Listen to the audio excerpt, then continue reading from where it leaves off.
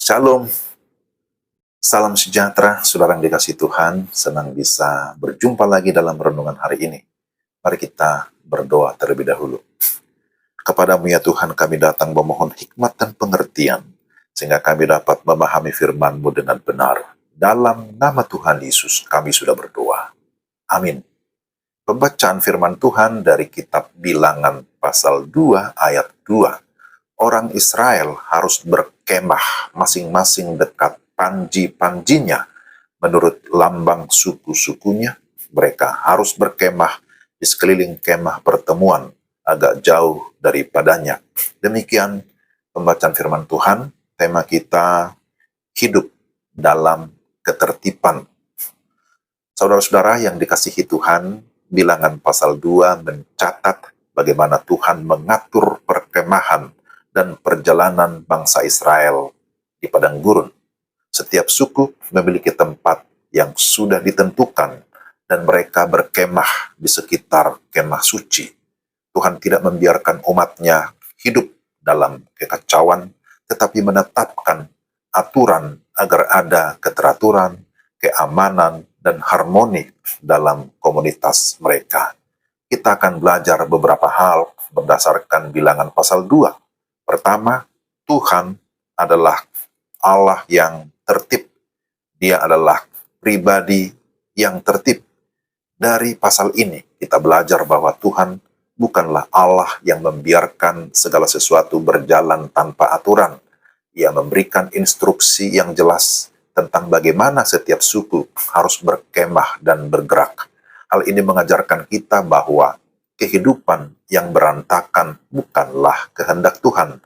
Dia ingin kita hidup dalam ketertiban, baik dalam hubungan dengan Tuhan maupun dalam kehidupan sesama di dalam aspek kehidupan sehari-hari. Ini yang pertama. Tuhan kita adalah Tuhan yang tertib, yang teratur, sehingga dia juga mau kehidupan umatnya tertib dan teratur. Kedua, setiap orang atau setiap suku memiliki tempatnya. Tuhan menentukan di mana setiap suku harus berkemah dan tidak ada yang boleh asal berpindah atau menentukan tempatnya sendiri. Hal ini mengajarkan bahwa setiap orang memiliki panggilan dan tempatnya masing-masing dalam rencana Tuhan. Tidak semua orang dipanggil untuk melakukan hal yang sama, tetapi setiap peran penting dalam tubuh Kristus. Tidak ada yang tidak penting di dalam menjalankan misi Tuhan. Yang ketiga, pusat kehidupan adalah Tuhan. Seluruh perkemahan bangsa Israel mengelilingi kemah suci, tempat di mana hadirat Tuhan berada. Ini menunjukkan bahwa Tuhan haruslah menjadi pusat kehidupan mereka. Jika bangsa Israel mengutamakan Tuhan, mereka akan berjalan dalam penyertaannya. Apakah Tuhan sudah menjadi pusat kehidupan saudara dan saya? Apakah Tuhan sudah menjadi pusat kehidupan kita? Atau adakah hal lain yang lebih kita utamakan? Ini tentu menjadi refleksi, menjadi perenungan bagi kita masing-masing. Saudara-saudara, Bilangan pasal 2 mengajarkan bahwa hidup dalam ketertiban, menjalani panggilan dengan setia, dan menjadikan Tuhan sebagai pusat adalah kunci dalam kehidupan iman. Tuhan ingin kita hidup teratur, berfungsi sesuai dengan panggilan kita, dan selalu berpusat kepadanya dimanapun kita berada. Mari kita hidup dalam ketertiban dan keteraturan. Dengan demikian, kehidupan kita dapat menjadi berkat dan menyenangkan hati Tuhan. Amin. Mari kita berdoa. Tuhan, terima kasih untuk renungan hari ini.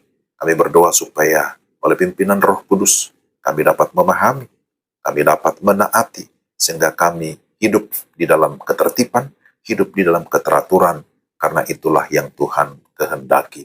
Terpujilah namamu. Dalam Kristus Yesus kami berdoa. Amin. Demikianlah renungan kita hari ini. Tuhan memberkati Bapak, Ibu, dan Saudara sekalian. Selamat beraktivitas. Salam.